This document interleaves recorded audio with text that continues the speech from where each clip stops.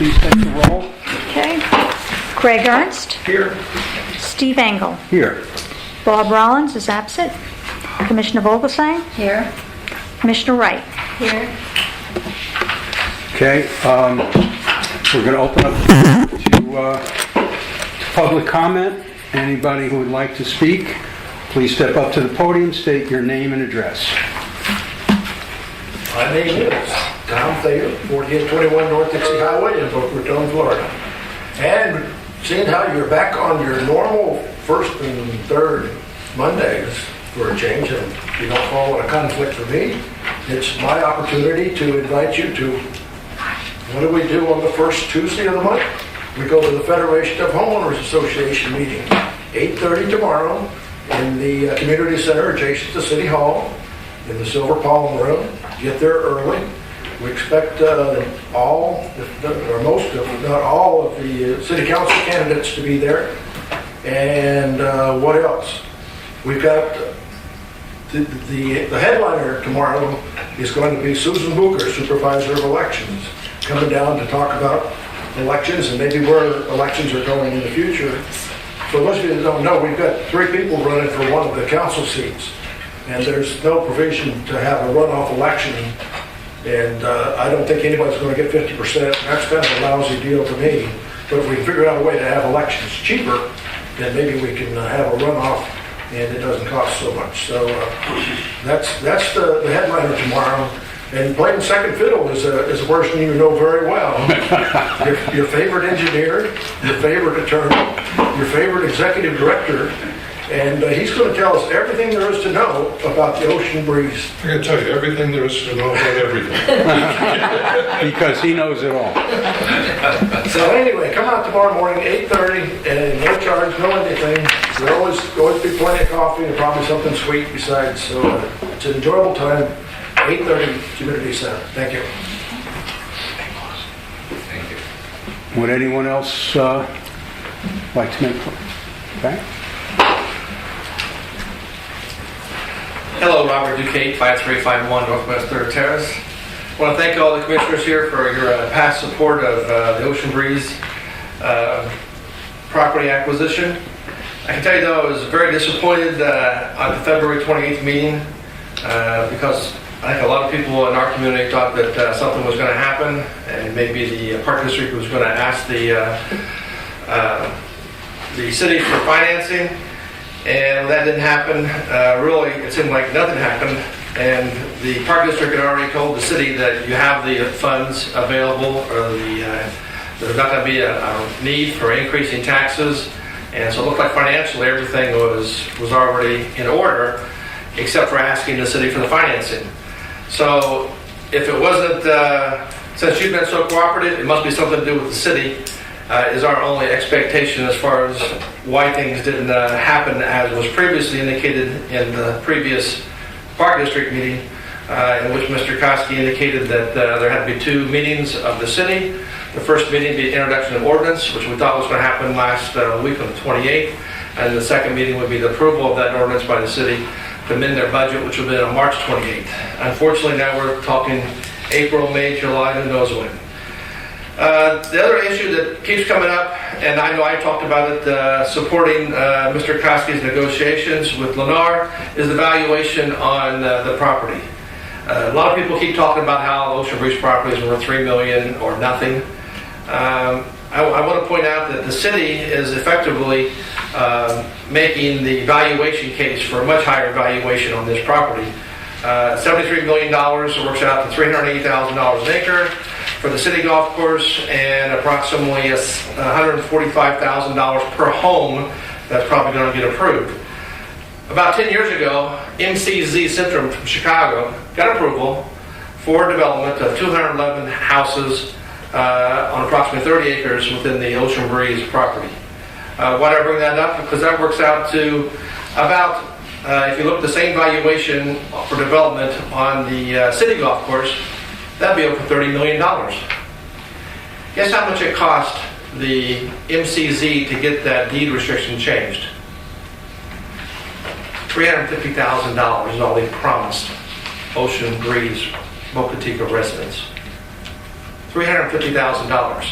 It's all right here, public records, in the Palm Beach County Record Book. 22098 is the book number for the affidavit that explained the details. That same book number, there was also an amendment to the Declaration of Restrictions that was filed at that time. That was in 2007. So when you're talking about $73 million, if someone really wanted to develop on that golf course, for $350,000, they got the approval to build on that golf course. So if someone really wanted to build on it, it might cost a little bit more than $350,000 today, but it's possible for someone to pony up a little bit of money and build on that golf course. So you can't say, a lot of people say you can't do anything on it, and that's not correct. The deed restriction, just there were some comments in the past meeting about what that means. The city attorney's opinion, which she's not a real estate expert to my knowledge, but it's her opinion that the deed restriction on Ocean Breeze would not be enforceable against the city or the park district, but the deed restriction will still be in place and would apply to any subsequent owners. This is not going to be a problem though, since the park district, you've already indicated that your plans are to maintain the current 27-hole layout, and that would be in compliance with what the deed restriction is anyway. If in 10, 20 years that changes, who knows? I would expect that if ever who owns it, if the city or the park district own it at that point in time and he decided to do something else, I would expect there probably would be a challenge at that point in time. I doubt if I'll be there, but I wouldn't be surprised if one of the 1,700 residents there would probably challenge it if you decided to do something different. No guarantees. Maybe they'd be happy with whatever you decided. Again, communication with the residents at that time would probably take care of the issue. Also at the last meeting, Commissioner Wright said that your concern was traffic and parking. And I can tell you that there have been plenty of parking availability when we had over 300 golfers during the peak season in the past. But unless you know something I don't know, that the city's planning on requiring widening of Northwest 2nd Avenue, that also would be a very popular thing to do. Have you heard anything about that? No. Okay. Because, again, we hear these types of things as far as reasons why things are being delayed till after the election. And we like to be transparent so everybody knows exactly what their intent is. If you have any My questions? concern is because I live there, Right. and I have to drive on 2nd Avenue, and for the residents there. It's not anything against us purchasing. It's just a concern I have with possible the golf school and everything coming in and the hotel back up, the restaurant up again would increase the traffic, and just making sure that we deal with it in the proper way. Right. Beforehand, that's all. Okay. Yeah. Well, hopefully it's successful, and hopefully we have that problem. Yeah. But in the past, it was successful. Like I said, over 300 golfers Right. a day.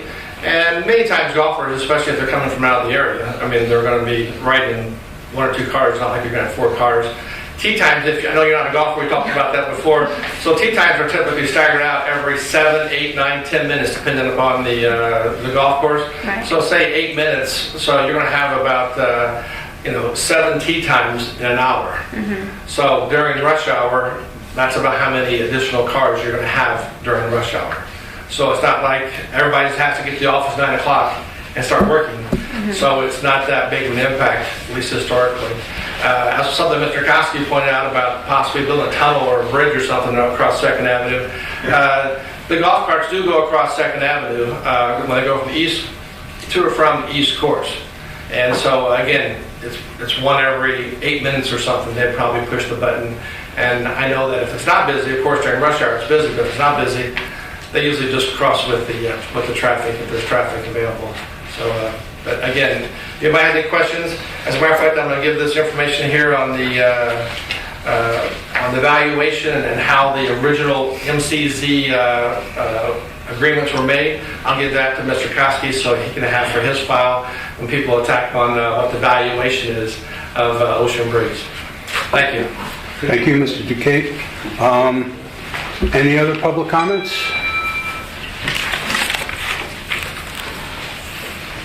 My name is Harold Chaffee.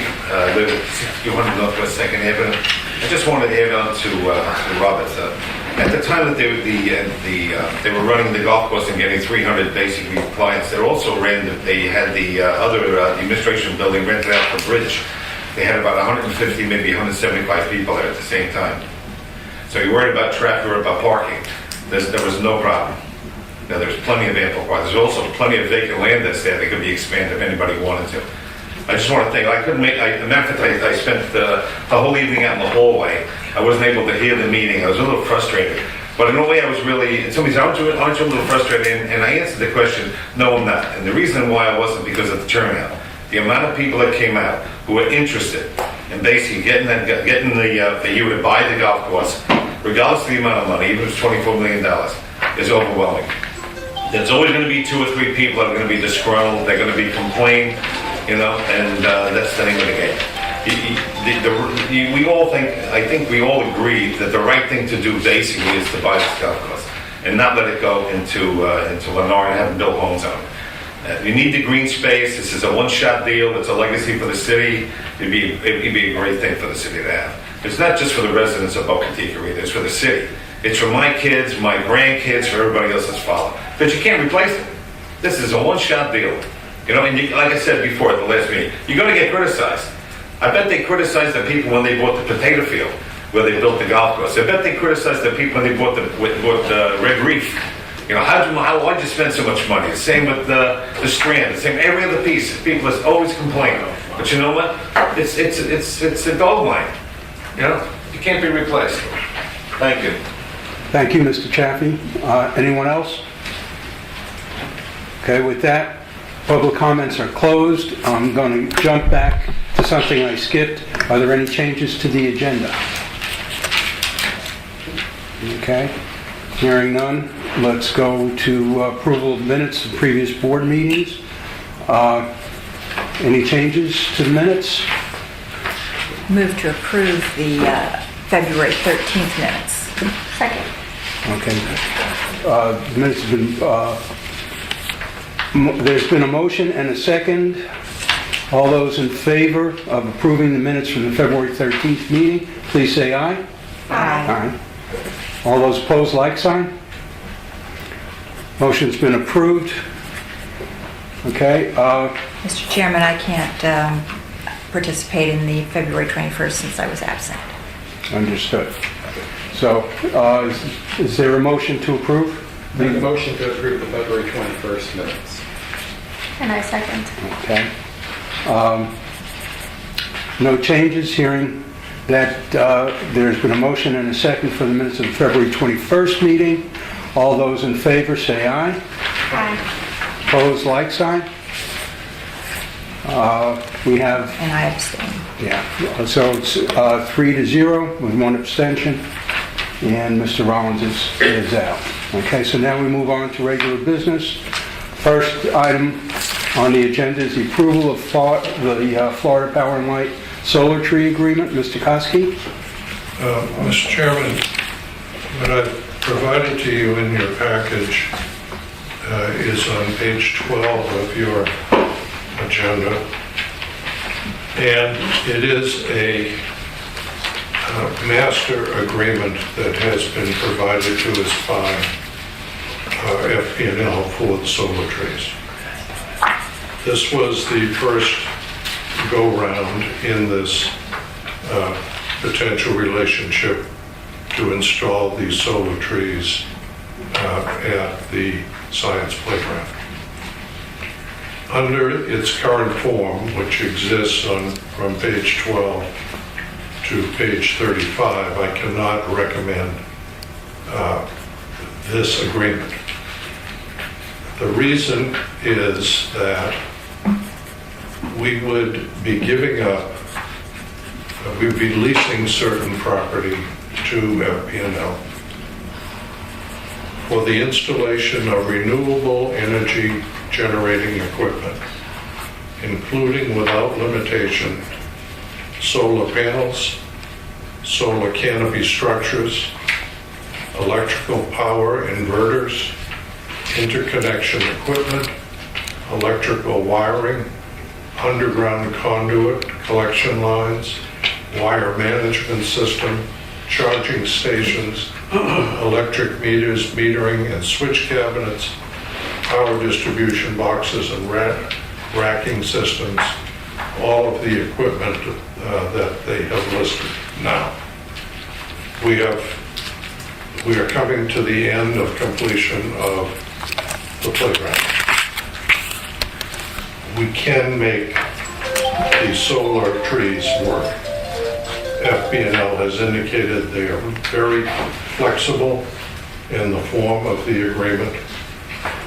They want to see the solar trees there as we do, and they are willing to sit down with myself and Brianne to go through this and strike through all of the provisions that would potentially cause FP&L to have the right to disturb what we've already constructed.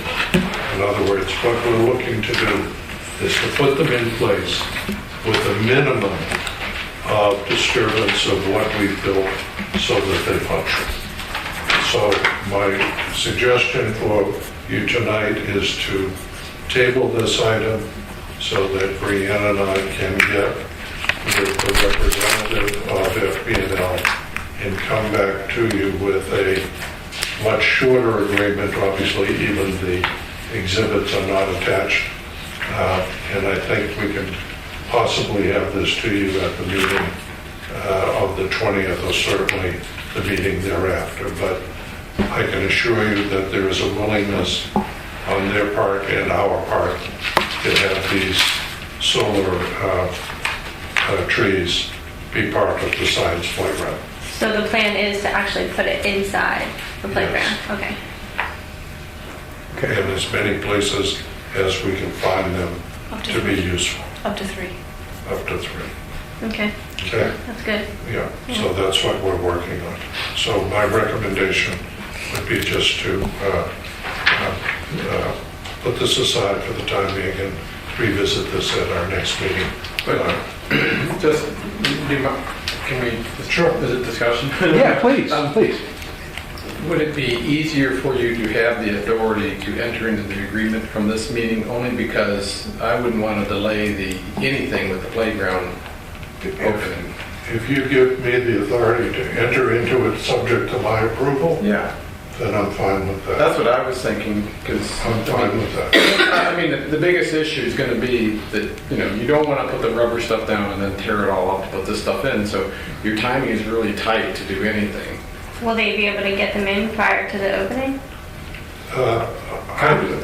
We can get, I think, enough done so that the disturbance, if any, is minimal. Well, we're already, as far as I know, we're on schedule for a soft opening on the 18th. Yes, but see, they haven't even given us the wiring diagrams or anything of that nature for these particular items. So we'll need to rush, but we'll see that it's done. Okay, so do we need a motion to give you that authority? I would like to make a motion to give Mr. Kosky the authority to enter into an agreement with the solar FP&L case, only as he sees fit. If he doesn't, that's fine, we'll wait. But in an effort to kind of keep it in the timeline of the playground. We'll get them out here as soon as we can. maybe Second tomorrow. motion. Okay. We have a motion, it's been seconded. All those in favor, say aye. Aye. All those opposed, like sign. The motion's been approved unanimously, Natty. Okay, on to the next piece of business, which is the approval of new flooring for Sugar Sand Park. Mr. Kosky? Brianna will handle this for us. Commissioners, we have a proposal to replace the flooring in the Oak Room. We've included in your folder some photos of some of the cosmetic and safety concerns of the current flooring, which has been in there since the building opened. Trip hazards, and it's no longer holding stains. So the flooring itself, to replace it, is almost $18,000, $17,918.55. And then raising the partition to make sure that it doesn't damage the new floor would be $63.25. So we're looking for a total of $24,243.55. Okay, And Mr. Chairman, if I may add, Sure. This is, as Brianna said, based upon a recommendation of city staff. And as far as the contractor selection, these individuals and entities are on the state vendor list. So we're free to choose from that list without a competitive bid because they've already given the state the most competitive bid. Also, this new flooring will be less maintenance, so less time closing the oak room for maintenance. This is where the experiments are, right? This is where the permanent exhibit collection is, yes. Right, okay. Yeah. Okay. And we look for a motion Okay. to approve. Move to approve. Second? We've gotten a motion and a second. All those in favor say aye. Aye. Aye. Opposed, like sign. Motion passed unanimously. Okay. I kind of acted as a spoiler in one of the previous agenda items, but Mr. Koski, Sugar Sand, how are we with the ribbon cutting? Go ahead. We are scheduled to open it on the 18th, a soft opening, just in time for spring break, with a ribbon cutting for March 25th at 10 a.m. Okay. And I imagine all the appropriate invitations will go out. That's correct. Okay. And I think I can safely say the public is invited. I'm breathing, yes. Yes. We can all exhale. Any comments? I will not be here for the soft opening. We are away for spring break, but I will be here for the ribbon cutting on the 25th. Okay. Perfect. All right. So I think I'm missing one. Not that it matters. I think I'm here for the other one. I'm going to be here for both because I have no life. We'll miss you on the 25th. But anyway, okay. So we've got that covered. Just one second, Sure. Brian, you will invite the, City Council? no, I guess. They've invited themselves. They'll invite themselves, you don't have to worry about but please invite any, Earl as well as Dennis and anyone who's been involved with it over the past. I think it's very important that everyone who's been involved, particularly the original people who were very involved in it, come on. The more the merrier. Dirk was involved initially. Anybody will invite all the past commissioners. City Council, Brianna's been working with city staff on the grand opening. Also, Sandra and, Without a doubt. yeah, Yeah. I would like to see Sandra cut the ribbon. I do too. Okay. All right. We're ready to move on to the next item. Ocean Breeze update. They just go pretty quick, I don't think. Well, I got a train to catch. If I may, Mr. Chair, can I just do item 5, and then we'll come back to item 4? Yeah, sure.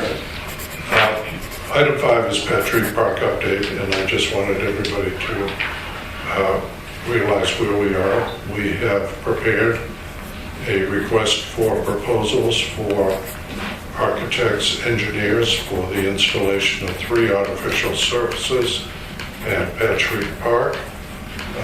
It is currently being advertised, Manny, Yes. and we will receive proposals on the 31st of March. I am not sure as to the number of proposers that will submit, but I do know that we will have at least 2 or 3 qualified, competent firms to perform the design and infrastructure design for us. Now, in the past, the commission, when there has been a large number of proposers, has elected to have people come in and make a presentation and then shortlist from the presentation, or vice versa, shortlist from the proposals and then have presentations and then do the ranking. I will provide to each of you the factors that you are to consider in the selection of an architect engineer. Price is not one of them. Although there is a new bill that is going to be introduced into the House that is attempting to modify Chapter 287 of the selection process to include price. It is not getting the support of the Florida Engineering Society or the majority of the professional organizations, because the intent of the Chapter 287 is to get the most qualified firm based with other factors being considered. But if we receive, for an example, 3 or 4 proposals in writing, and it's specific as to what they are to give us, you may very well want to make a selection just from the written documentation itself to expedite the proceeding, because I know we want to get started onto the design and the construction, and I don't want to consume a lot of time to make the selection process. Receiving proposals, 2 weeks later interviewing, and 2 weeks later making a selection. Can I make a recommendation in that effort? I mean, I believe that, people who maintain it, such as the Mickeys, the city, should have a strong say in it, and I think Mr. Rollins should have a strong say in it because he's involved in the soccer. I mean, what I'm recommending is to, well, obviously we'll make the decision, but they take a closer look at it. No. It is your function and your function only under this chapter for you to consider the various factors. I'll get them to you. And for you to consider which firm you want to select. The city takes a different approach. They have a selection committee made up of staff members that go through a procurement process. We historically, because we're such a small organization, do it on our own, and you're free to ask, receive on a certain day, a week later, ask them all to come in, make a presentation, and do question and answer with them. I'm going to push back on that because, I mean, I know from a facility standpoint, I listen to our facilities manager because it makes a lot of decision on what you're buying. And so I think the objective here is not to buy another sandpine type astroturf field. Well, so that's a different problem. Yeah, but we don't want that now. No, I understand. So I don't know who the proposals are, and I can't tell you. The proposer is to select a professional engineer or architect who is the most qualified considering all of the factors to perform the design. Mm-hmm. You will dictate what you want. He will not dictate what you want. Okay. You will dictate, but we will have some degree of interaction with the designer because you can't, in particular, sole source the item. Sure. I just want to make sure we get the best product quality, and I don't know it. So I'm looking to a Rollins and and that would also come from the professionals that are going to come in here who can tell you, we've designed 50 fields that are installed, and we believe this is the best product, or this is the best product. And you will have a lot of manufacturers' representatives trying to convince you their product is better than the next. But those decisions, we can lead a little bit, but I think the most important factor is to get the professional engaged as quickly as possible in the process, and then have the dialogue with that firm. Okay. So we will receive proposals on the 31st, and we'll expedite that as quickly as possible. We expect 60 days worth of design, and then another 60 days for construction. So we're on a fast track. I guess that's sort of what you get on this kind of surface, right? Fast track. We'll let that one slide. So that's what I have on Patrick. I just wanted to give you an update. All right. Next item up for bid is Ocean Breeze up there. Yes, well, not a bid. Yeah. I used the wrong word. I apologize. I don't know whether Mr. Aarons has had a chance to review the videos that took place on the 28th at our joint meeting. And for those in the audience, the function of the joint meeting was to make sure that both the district and the city meet our fiduciary responsibilities in making an acquisition of this type. We, as the district, have not wavered at all in our commitment to acquire the Ocean Breeze Golf Course, period.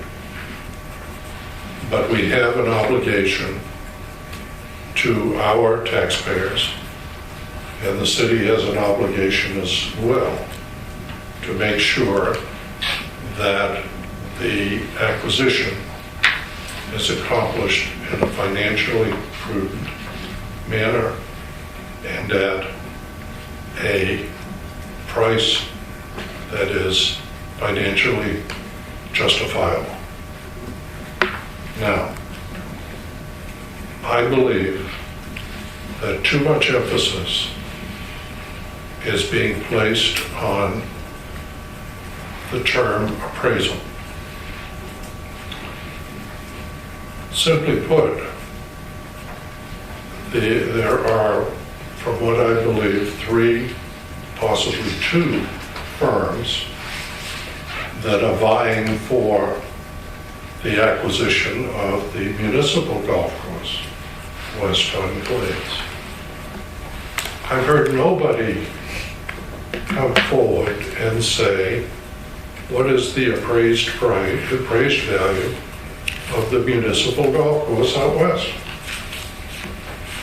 Is that worth $5 million? Is it worth $4 million? I don't know. I don't know if anybody's done an appraisal. But what those proposers have said is we are willing to pay $73 million thereabouts based upon what we think we can do with that piece of property. And they are developers, meaning, can we get it rezoned? And if we can, how many units can we get? And if we get so many units, how much profit can we make? We, on the other hand, want to make this acquisition of Ocean Breeze be financially justifiable and to rely upon the appraisal is somewhat totally opposite and contrary to the attitude taken by those people who are wanting to buy the municipal golf course.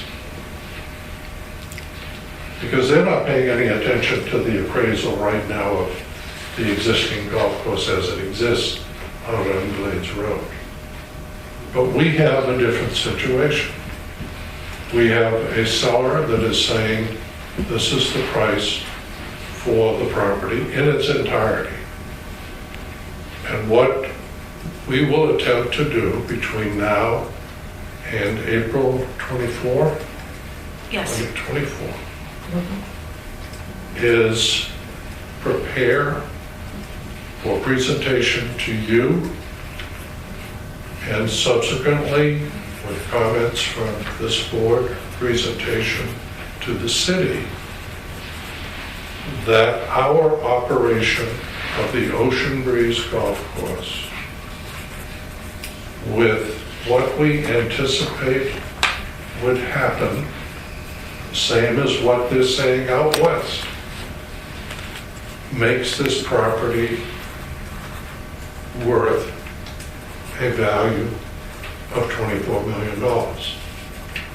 And if it doesn't satisfy you that our financial projections and pro formas that are going to be given by people with knowledge, if you're not satisfied, then this district won't buy it. Because quite honestly, if we're not satisfied, the city council is not going to be satisfied for the protection of their citizenry at the price of $24 million. But having said that, we're not going to fudge numbers. We're not going to do any mathematical massages of numbers. We're going to give to everybody straightforward projections to show what we can do with this property, from a proprietary position, that we can make money and do what we're doing. And by making money, if we were to make $1.5 million a year at a 5 or 6% cap rate, what's it worth?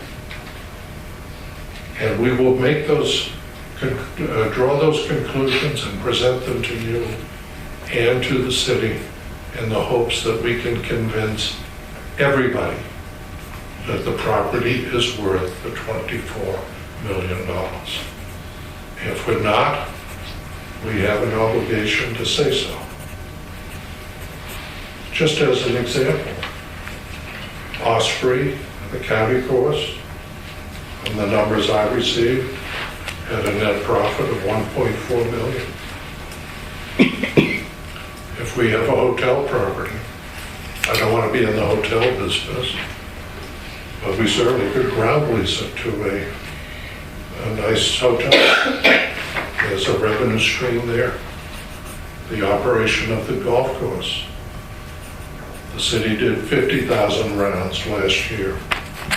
Osprey did 100,000 rounds. If we can obtain the input from the professionals that would indicate that an increase in the number of rounds means an increase in revenue, and that revenue, together with other revenues that we may enjoy, give a reasonable projection that this could be a profitable venture, we will show you and the city council the value, true value of the property, without even considering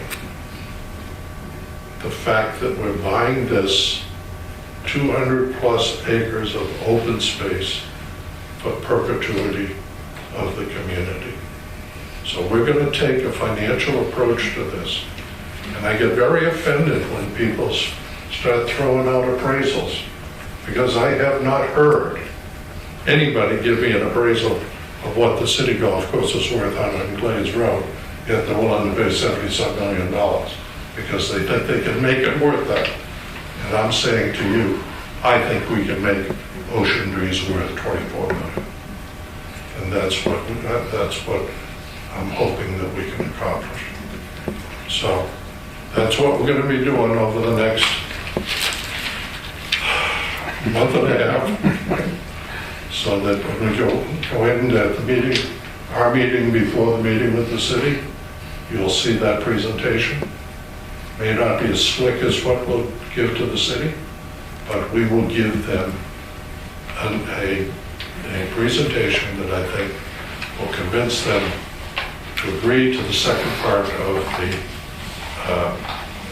the requirement that they provide us with the funding. And by the way, all the way through this transaction, the contract that we will have will allow us the ability to withdraw if we do not get the financing from the city.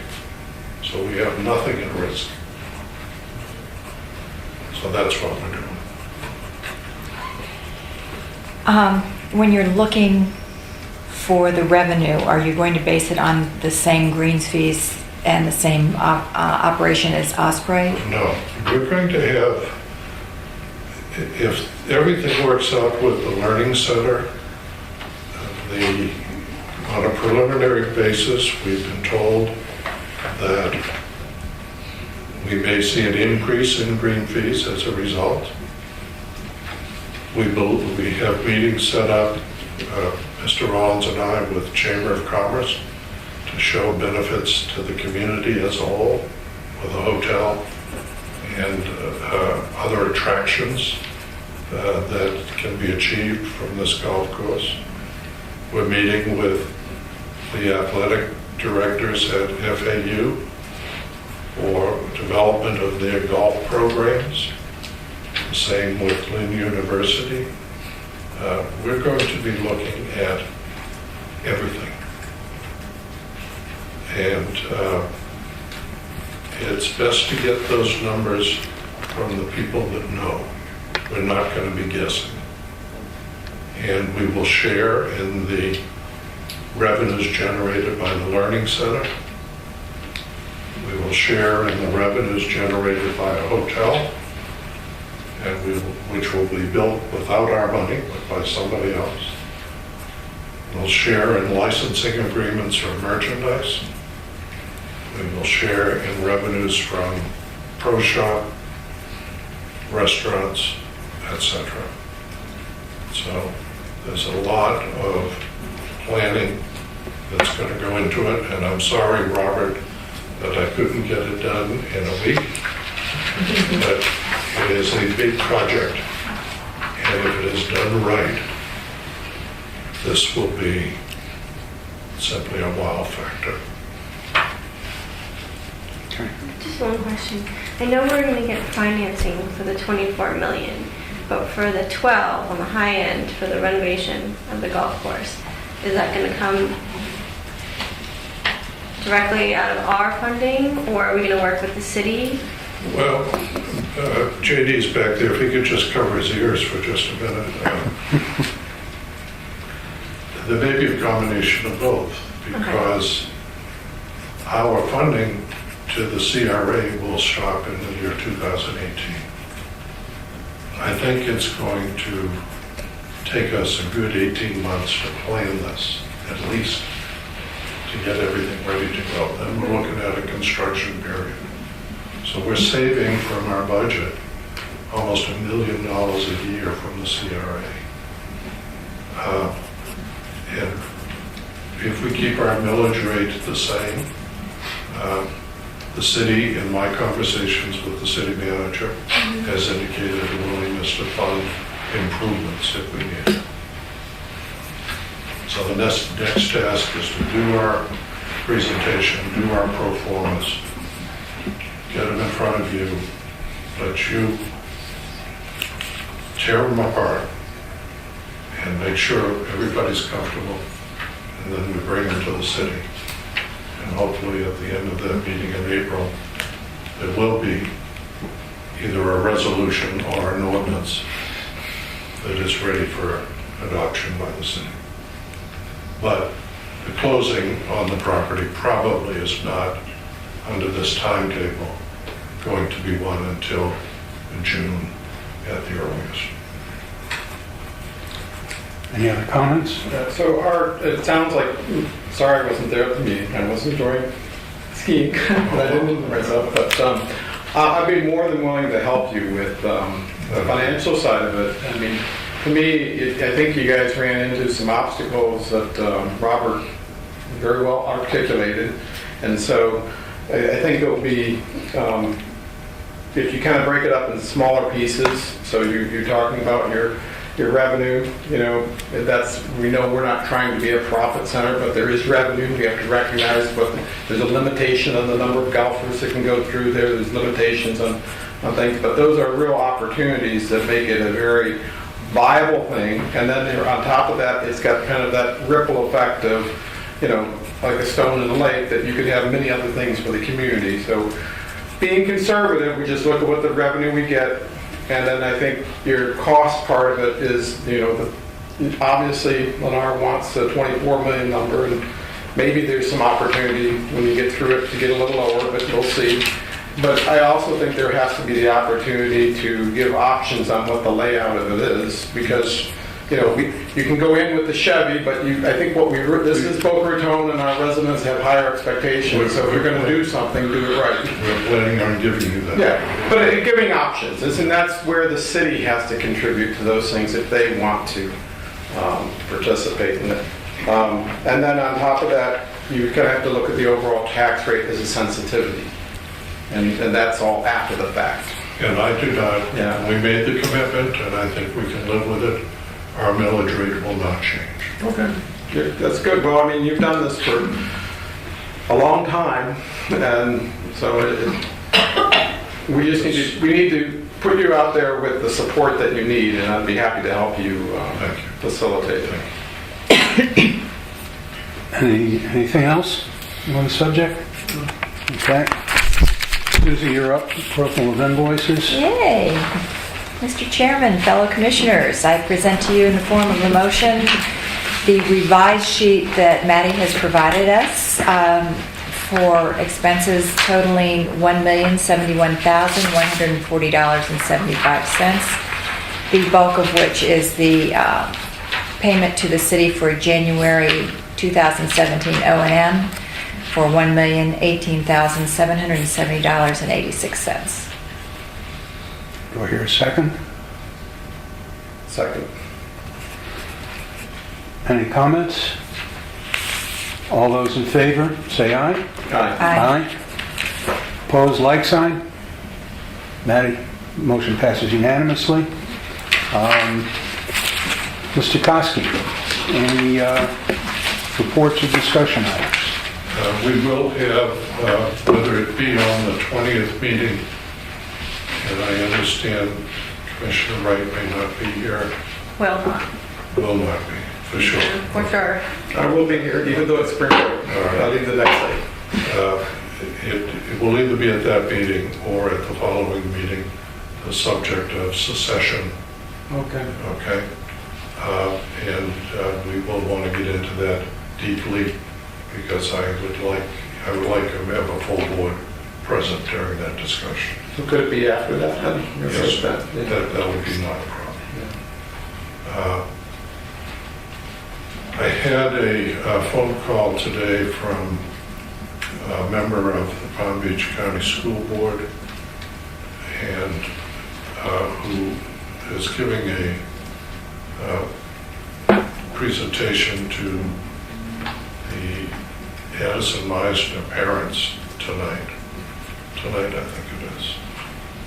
And the question is, what do they do with Addison Meisner that is getting to be overflowing and out of date? And do they build a new school at that location or try to find another location? And he was directed by a member of City Council to contact the district, see if we had any potential property that could be used as an exchange somehow for the Addison Meisner School. That's the proper name, right? That's a nice one. Yeah.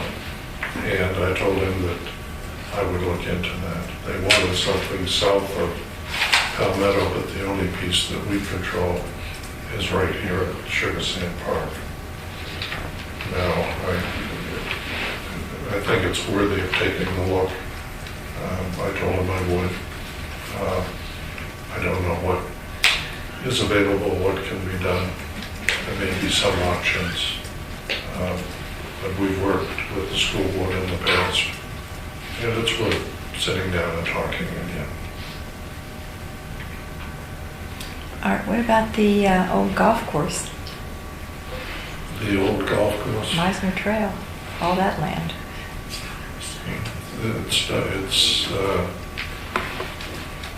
south of Palmetto. Something to consider. I'm sure the citizens of that area would bark, but Yeah. I'll ask them. It's a difficult problem as the community starts to expand. And we talked about it, about a vacant property decreases. It makes open space a very valuable commodity. Something that cannot be appraised, Robert. But it's worthy of having some continued discussions with the school board. They've been a good partner. What size property are we talking about here? They said they probably need 20 acres. Because there's also Park Acre Casino, but that, I don't know if that's 20 acres, and that would entail, since it's owned by the Boca Del Mar Improvement Association, that would entail purchasing that property. As well, the Meisner Trails And this may be a golden opportunity with the passing of Jimmy Comparato. They're not doing anything with that land, and might be a great opportunity for the district to purchase that land. As far as using it for school property, the way it's configured, I don't know, because you've got a lot of water running through it. It's a lot linear. Yeah, and there's it's Well, kind of in and out. I've got a couple of things in mind, so I'll Okay. keep you advised. Okay, please do so.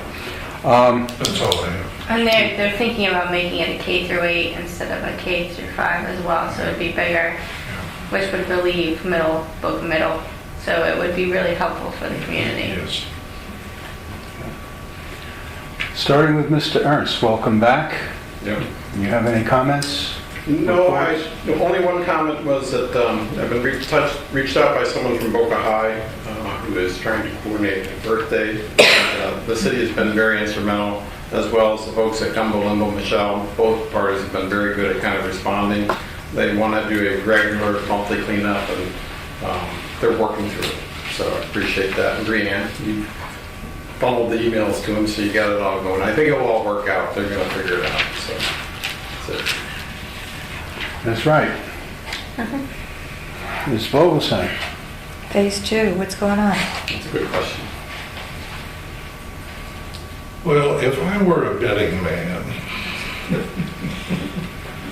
I think phase 2 is a good possibility. I think there's a good probability. There's a couple of things at play, and let's just wait and see how it works out. I'm getting older. I'd like to see it. Welcome to the club. How about you, Mr. Chairman? I have nothing to add. Would you like to pick up the cudgel? Move to adjourn? Somebody? Second? All those in favor? Aye. Aye. Meeting is adjourned.